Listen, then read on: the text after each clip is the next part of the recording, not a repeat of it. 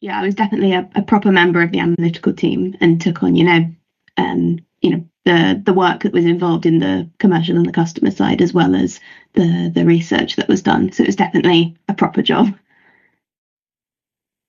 So I was in the both the analytical and the sensory department.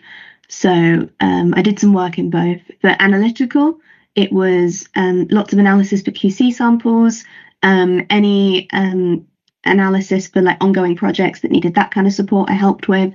I did my own project, which was part of my master's, but also contributed to some internal work on flavors. And then also, whenever matches came in, I would help with the analysis and data interpretation and reporting on those. And then on the sensory side, I was sort of running and then doing the data analysis and reporting of sort of the routine sensory tests. So those would be sort of 2AFCs and pair comparisons for things that the application team were developing and needed some sensory on.